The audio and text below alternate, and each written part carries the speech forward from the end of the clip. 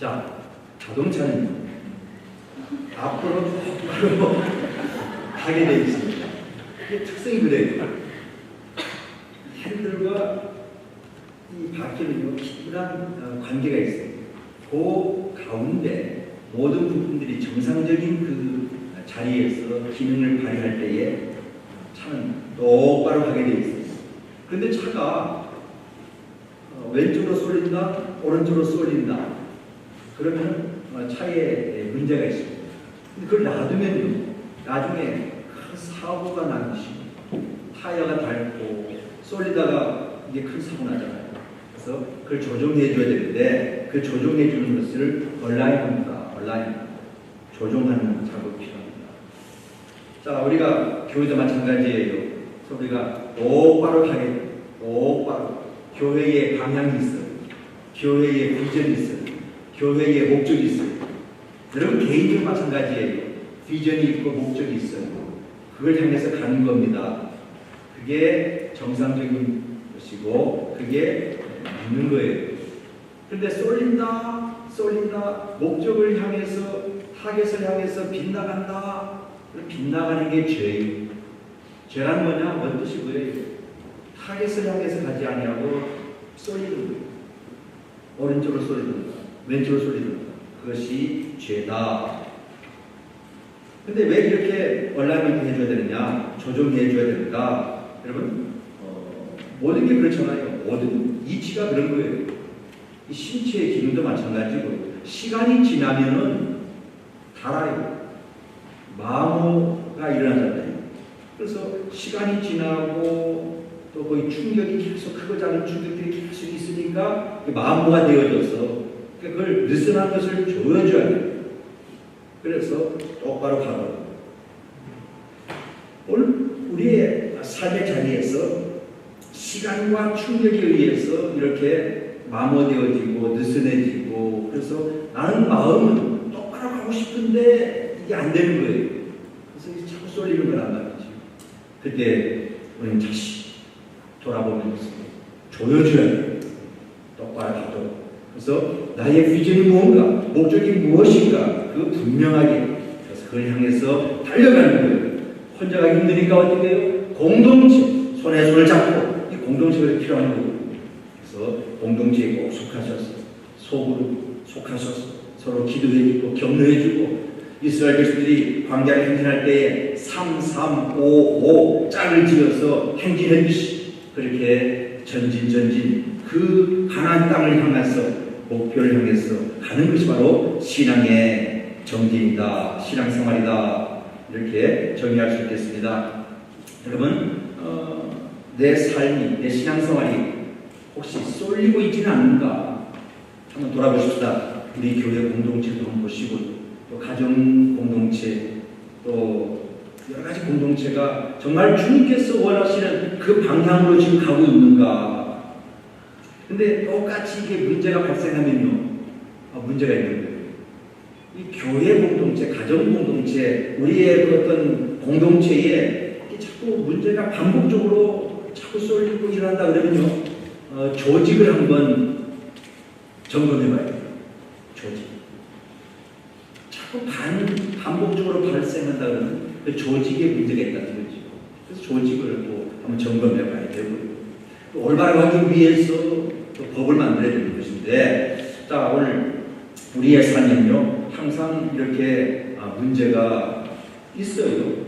왜 그런지 아세요? 다시 시간과 충격 때문에 살아간다는 자체가 그게 시간이 지나간다는 얘기거든요. 시간이 지나면 모든 것을 계속해서 충격에 의해서 마모되어지기 때문에 결국은 문제가 발생하는 거잖아요. 문제 발생한다고 그렇게 우리가 걱정할 것 없어요.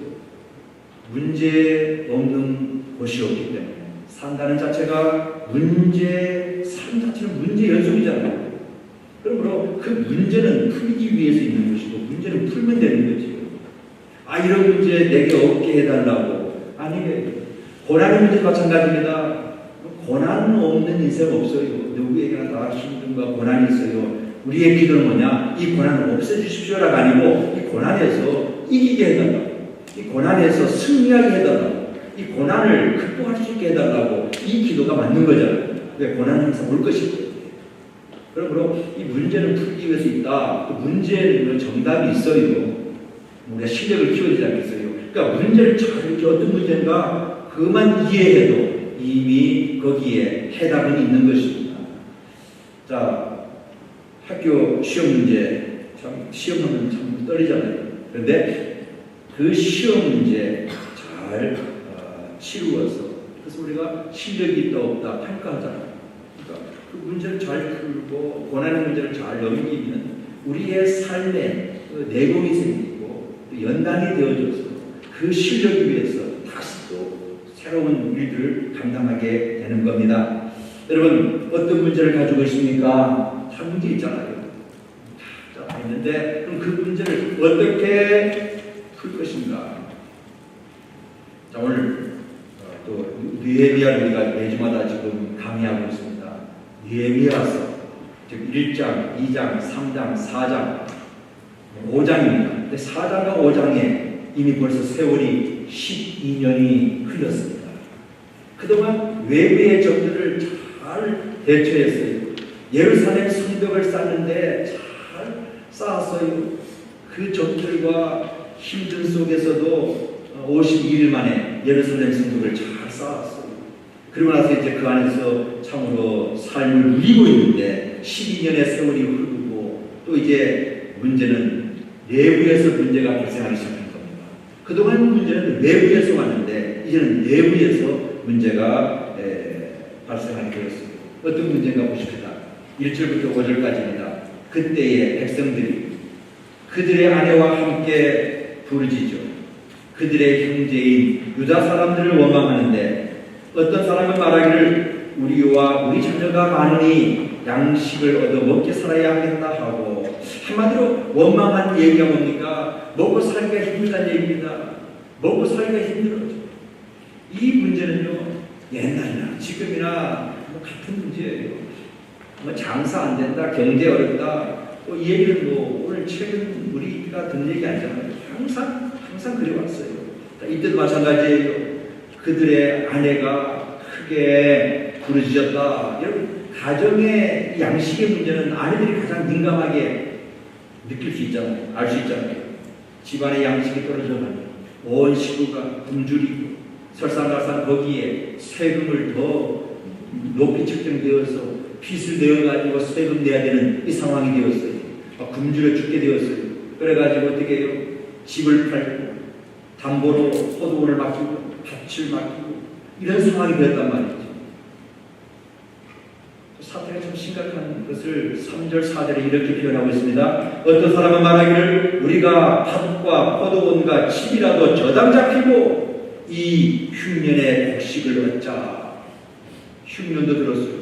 어떤 사람 말하기를 우리는 밭과 포도원으로 돈을 빚내서 왕에게 세금을 바쳤보다. 흉년이 들었어요. 높은 세금 때문에 집과 밭과 포도원을 전당 잡히지 않고서는 살아갈 수 없는 빚더미 올라가 있는 그런 상황입니다. 계속해서 5절에 보면 우리 육체도 우리 형제의 육체와 같고 우리 자녀도 그들의 자녀와 같거늘 무슨 얘기예요? 저당 잡혀는 그러니까 돈 있는 사람들에게 지도자들에게 그 얘기예요. 민장과 귀족들에게 그래서 돈을 빌려서 부자들에게 그런데 그들의 자녀나 우리의 자녀나 똑같지 아니하냐. 그런데 빚을 져서 갚을 수 없으니까 종으로 팔 수밖에 없는 자녀들. 그러니까 귀하지 아니한 자녀가 어디 있냔 말이죠. 그 얘기입니다.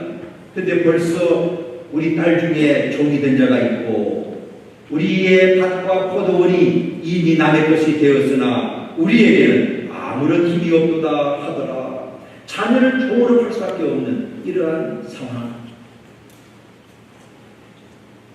이게 참 그냥 이게 평균적으로 읽으면 그런가 보다 하지만 이게 부모들 입장에서 보면요. 이게 온 식구가 이제는 갈라지는 종으로 팔려가는 노예로 팔려가는 그러니까 그 백성들이 아내와 함께 크게 그 지자들을 향하여 원망했다. 그들의 유대 형제들이라는 게 지도자들을 말하는 거고 느헤미야는 이 문제를 떠안고 이제 문제를 풀어가는데, 보세요. 이제 그동안은 하나님이 주신 그 비전을 향해서 예루살렘 건축을 잘했어요. 성벽을 잘 재건했어요. 하나님 중심으로 그 비전 속에. 그런데 여러분, 이게 육신의 문제로 딱 들이대어지니까 비전 문제는 사라지고 문제에 휩싸이게 된다.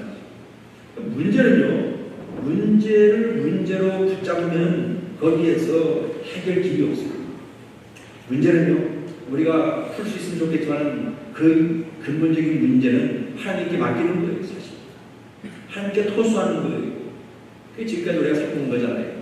하나님께 문제를 토수하고 그분에게 맡기고, 그것이 기도요, 그것이 신앙이에요. 근데 문제 속에 내가 문제를 붙잡고 있으면 열등감에 사로잡히고 여기에서 막 우울해지고, 이게 문제가 해결 안 되어지니까 근본적인 문제가 안 되어지니까, 그러니까 근본적인 문제를 해결할 수 있는 그분에게 맡기는 것이다. 이제 문제 중심으로 이렇게 쏠리는 거예요. 예루살렘 도시가 모두가 다 이 문제로 한쪽으로 쏠리게 되는 거예요. 원망과 불평이 차고 넘치게 되는 겁니다. 이거 가만히 놔두면 해결될 것 같아요? 아니잖아요. 이 문제 이제 해결해야 되는데 어떻게 해결하는가? 어떻게 느헤미야가 리더십을 발휘해서 잘 조정하고 이 문제를 풀어가는가 보십시오. 6절 말씀 보십시다. 다 같이 6절 말씀 시작.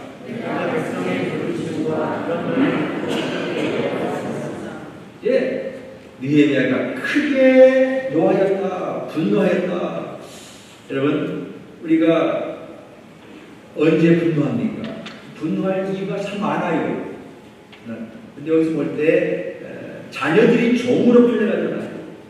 저당 잡히는데 그 고리대금, 이게 얼마나 이자를 높이, 그래서 완전히 칼든 강도와 같이, 그래서 세금 내는데 또 이 빚을 갚는데 도저히 불가능한 상태에 지금 처했다. 그래서 듣고 느헤미야가 분노했다 그랬어요. 아주 노예로 팔려가는 이 일이 있을 수 있느냐? 여러분, 불의에 대해서 우리가 분노해야 돼. 이게 거룩한 분노입니다. 그리스도인들 분노해야 돼. 잘못된 것에 대해서 함부로 아무거나 게 아니고 불의에 대해서 분노하는 거예요. 분노는 그냥 나오는 거 아니에요. 목적이 분명하고 비전이 분명하면은 그 목적을 향해서 가지 아니하고 그 비전에 가지 아니하면, 그렇잖아요. 빗나가는 게 다 죄라 그랬잖아요. 죄에 대해서 분노하는 거예요. 있어야 할 자리에 있어야 되는데, 자녀의 자리로 있어야 되는데 종의 자리로 지금 가고 있잖아요. 잘못된 거예요. 그러니까 있는 자는 더 있게 되고 없는 자는 더 없게 되고, 이 양극화 현상이 크게 일어나게 됩니다. 연약한 자들을 이용해서 착취하는 이것을 느헤미야가 전해 듣고 분노했다. 예수님도 온유하신 분인데 분노했잖아요. 거룩한 분.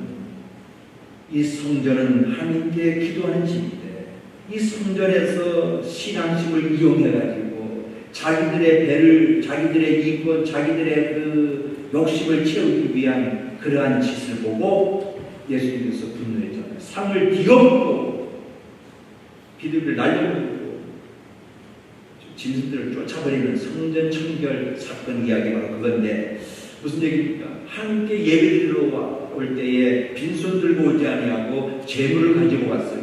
뭐 양을 끌고 오면은 그 판결관이 뭐라 그럽니까? 이 양은 먼 데서 오다가 보니까 이제 흠이 생겼다. 흠 없는 것 드려야 된다. 그래서 이 성전에서 파는 저 짐승들을 사라. 이런 식으로. 그래서 주님께서 그걸 보고 성전은 장사하는 것이 아니다. 너희들의 그 자리를 지키기 위해서 그렇게 이용하는 것은 잘못된 것이다 하면서 행동으로 분노하시면서 상을 비우고 돈 박수를 쏟아붓고 채찍을 들어서 쫓아낸다. 여러분, 이 거룩한 분노, 모세도 거룩한 분노를 했어요.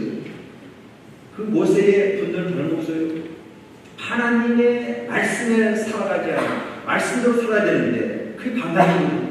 근데 말씀에 불순종하는 것을 보면서 아파하면서 분노한 겁니다. 자신의 상처 때문에 분노한 게 아니고요. 우리가 뭐 아프기 때문에 내게 그거 아니에요. 우리 거룩한 리더들은 거룩한 분노를 해야 되는데 어떻게 언제 분노해야 되느냐? 거짓이 나무할 때, 진리가 아닐 때, 하나님이 기뻐하신 일이 아닐 때 그런 것을 우리가 보고 분노해야 된다. 사람들이 고통스러워하는 것을 볼 때, 사람들이 소외되어서 참으로 인권이 유린되어지는 것을 볼 때에 그러한 것을 보고 우리가 분노해야 된다. 이게 정의의 외침이지, 광야의 소리지. 우리의 분노는 사실 내가 거절당하고 내가 어신되기 당하고 내가 아프기 때문에 그런 수준이 아닙니다. 우리는 좀 더 하나님의 시각에서 바라보면서 사랑과 정의가 서로 연결되어져서 서로 손이 잡아진 상태에서 가도록 그것이 깨어지면 우리 거기에서 분노해야 되는 거예요. 이게 용기가 필요합니다. 성령께서 우리에게 글을 보여주실 때 이런 거룩한 부담을 가지고 지적하는 거예요. 이게 공의예요. 이게 예언자의 소리예요. 우리 그리스도는 이 세상 속에서 예언자적인 소리를 발휘해야 되는데, 자, 이 느헤미야가 바로 그러한 잘못된 것을 보면서, 보고 들으면서 크게 분노했다. 리더는 분노할 줄 알아야 됩니다. 민족의 아픔을 보면서, 가난한 자들이 착취당하는 것을 보면서 느헤미야는 크게 분노했다. 여러분, 분노한다고 해서 그렇다고 문제가 해결되어지는 거 아닙니다. 분노했어요. 다음에 어떻게 했습니까? 7절 말씀. 깊이 생각하고. 7절 말씀 보세요. 깊이 생각하고. 분노가 난다는 그 다음 나온 말씀이 깊이 생각하고. I ponder them in my mind. 내 마음속에 그것을 가슴에 두면서 가슴으로 끌어안으면서 생각했다. 생각했다는 말은 뭐냐? 모든 정황을 살피고 판단하고 문제가 무엇인지, 백성의 말이 진실인지, 어떻게 이런 일이 발생했는지 모든 것을 상세하게 조사했다. 이 얘기예요. 분노하고 거기서 끝나는 것이 아니고 깊이 생각했다. 대웅 보면 사람들이 막 분노하잖아요. 거기에 막 군중 심리에 의해서 막 동조합니다. 그 분노와 내게 막 전해져 와요. 그런데 그 다음 깊이 생각해야 돼요. 가깝다고 친구가 분노했다고, 가까운 사람이 나하고 좋은 말 된 사람이 분노했다고 그냥 생각도 없이 그대로 받아가지고 움직이는 것은 군중심이고, 그것은 아주 생각이 짧아가지고 참 성공하기 쉽지 않아요. 실패해요. 자, 느헤미야는 분노하고 그 두 번째 깊이 생각했다. 상황을 냉정하게 판단하고 준비하고 계획했다. 여러분, 즉각적인 그 분노로 행동하게 되어지면요, 이게 관계가 이제 힘들게 되고 사람을 다치게 하는 것이고 상처를 주게 되는 것입니다. 사람을 살리는 방향에, 주님께서 원하시는 방향에, 문제를 해결하는 그 방향으로 가기 위해서는 깊이 생각하고.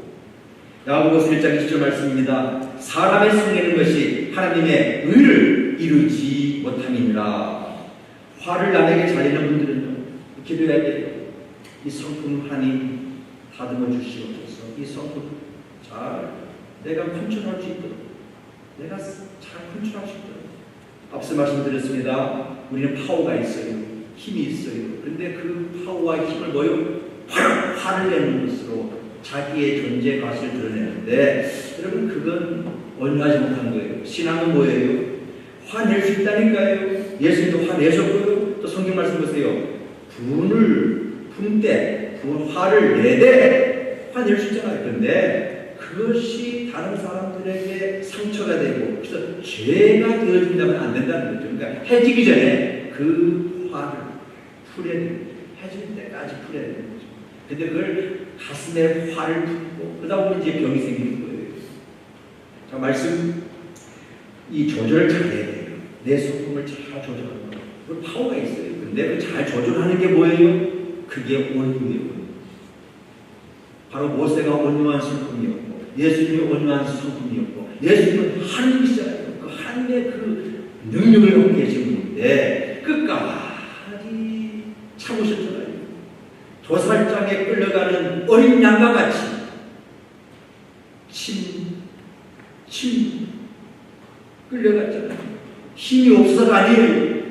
그 목적을 이루기 위해서, 그 뜻을 이루기 위해서, 문제를 해결하기 위해서 성큼 조용히 하신 거예요. 이게 온유입니다. 느헤미야 보십시오. 분노했습니다. 울분이 터집니다. 얼마나 못된 인간입니까? 백성들을 노예로 잡아가고 이자까지 받아먹고 이 망할 놈들 하면서 자신의 권력을 가지고 그 당시에 바사왕의 경호실장인데 완전히 그냥 처리할 수 있잖아요. 근데 그렇게 하지 아니했다. 화를 다스리고 어떻게 해요? 깊이 생각했다. 분노한 마음이 있다면 먼저 여러분 깊이 또 생각하라는 말 속에는 기도가 있어요. 기도하면서 계획을 세우면서 생각하면서 이게 옳은가? 왜 이런 일이 생겼을까? 백성들의 저 행동들이, 저 말들이 저게 진실한 것인가? 상세하게 관찰하면서 기도하면서 뭐가 나오죠? 인사이트가 나오는 거죠. 계획이 나오잖아요. 어떻게 할 것인가? 대안, 얼터너티브. 대안이 나오잖아요. 화를 내고 그다음 깊이 생각하고 그다음 대안까지 나와야 돼요. 계획이 나온단 말이죠.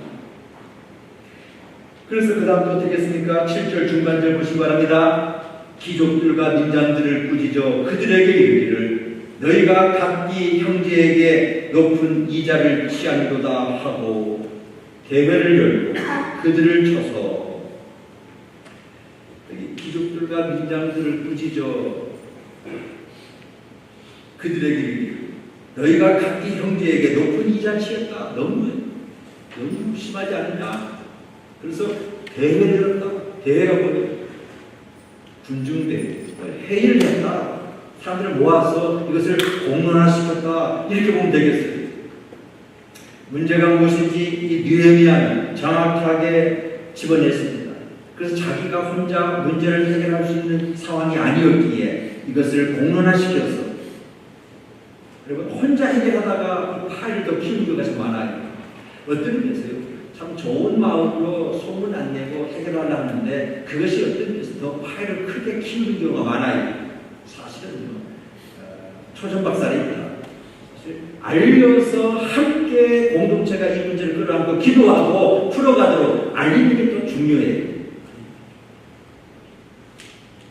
그래서 이 느헤미야는 혼자 해결하지 않고 대회를 열어서 공개적으로 이 문제를 공론화시킵니다. 8절 9절 그들에게 이르기를 우리는 이방인의 손에 팔린 우리 형제 유다 사람들을 우리의 힘을 다하여 도로 찾았거늘 너희는 너희 형제를 팔고자 하느냐 더구나 우리의 손에 팔리게 하겠느냐 하네.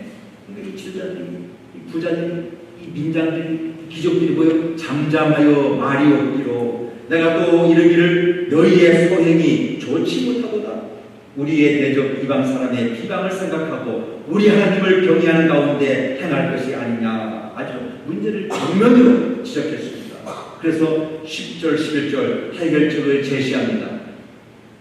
나와 내 형제와 종자들도 역시 돈과 양식을 백성에게 구워 주었거니와 우리가 그 이자 받기를 그치자.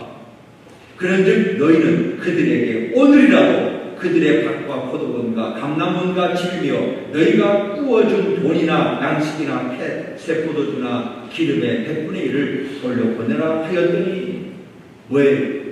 원위치 시켜주라. 원위치 시키는 게 회개를 촉구한 겁니다. 회개하도록. 여러분 온라인 조정하는 거예요. 신앙에 있어서 방향이 죄라 뭐라고? 죄는 쏠리는 거예요. 한쪽으로 쏠리는 거예요. 근데 거기에서 온라인가 필요하다는 것은 뭐예요? 조정이 필요하다는 것은 뭐예요? 죄조에 느슨한 걸 뭐예요? 회개. 신앙에 있어서 올바른 방향을 가는 것은 바로 그 목표를 향해 갈 수 있는 비결은 회개입니다. 느헤미야 회개를 외치는 거예요. 회개하도록 도와준 거예요. 그것을 공론화시키고 문제를 지적하니까 모두가 다 할 말이 없었다. 잠잠했다. 문제 해결에 있어서 특별히 신앙의 문제에 있어서 회개 있어야 할 자리에 있어야 돼요. 목사는 목사의 자리에 있어야 돼요. 장로는 장로의 자리, 집사는 집사의 자리, 다 우리 맡은 그 각자의 역할이 있잖아요. 그곳에서 느슨한 것 조여서 다 연결되어 상합되어져서 나가야 돼요. 똑바로 앞으로 가게 되어지는 것입니다. 12절 13절 그들이 말하기를 우리가 당신의 말씀대로 행하여 돌려보내고 그들에게서 아무것도 요구하지 아니하리다 하기로 느헤미야가 회개하는 그들을 딱 잡고서 곧바로 제사장들을 불러 맹세시키고 도장찍도록 만들었단 말이죠. 그리고 이제 13절에 하나 더 붙입니다. 하나님을 두려워해라. 하나님 두려워 없이 너희들이 돈만 바라보니까 하나님이 없이 이런 일이 생겼다 하면서 13절에 무섭게 이렇게 언급하고 있습니다. 내가 옷자락을 팔며 이르기를 이 말대로 행하지 아니하는 자는 모두 하나님이 또한 이와 같이 그 집과 산업에서 털어버릴 수 있으니 이는 곧 이렇게 털려서 빈손이 될지어다. 하나님 무서워할 줄 알아라. 오늘 그래요. 모든 지도자들, 특별히 위정자들 하나님을 두려워하는 마음으로 섬기고 정치해야 돼요. 건물 10년이라고 했습니다. 10년이 더 이상 이어지지 않아요. 자, 느헤미야는 깊이 생각하는 것이 아니라 구체적인 대안, 그래서 회개하는 데까지 이끌어서 그들이 행동을 고치도록 도와주었어. 거기에 또 호응했던 이러한 리더들도 좀 대단한 사람들입니다. 그래서 좋은 공동체 만들어가는데 느헤미야 그것을 이제 다음 주 오늘 여기까지 할 것입니다. 다음 주는 이제 하나님을 경외하는 하나님 앞에서 신실하고 하나님 앞에서 도덕적인 그러한 삶을 사는 것을 이제 강조하는데 하나님 두려워하면서 하나님을 잘 믿는 그까지 가야 이제 이 공동체는 계속해서 올바른 방향을 향해서 전진하게 되는 것입니다. 여러분 문제는 항상 있습니다. 문제 있는 것은 괜찮아요. 근데 그 문제 그렇게 무시하지 마세요. 놔둬서 그게 해결되어질 것 같으면 놔두지만 그러지 않는 것들. 여러분 이러한 공의의 문제, 이러한 관계에서는 공동체의 문제, 이것은 하나님과의 관계성 속에서 풀어가야 됩니다. 리더들은 비전이 분명한 자들이 리더들이에요. 가야 할 방향이 분명한 자들이에요. 우리가 그런 비전과 목적, 인생의 목적을 분명하면서 나아갈 때 그것을 방해하는 외부적인 적도 있지만 내부적인 그 적들과 싸워서 또 승리해야 됩니다. 그 싸움은 다른 거 없습니다. 내가 있어야 할 자리에 있으면 됩니다. 회개하면 되는 거죠. 하나님을 경외하면서 나아가면 우리는 하나님께서 맡겨주신 그 모든 것들을 잘 감당하면서 풍성한 삶을 누리게 되는 줄로 믿습니다. 기도하겠습니다.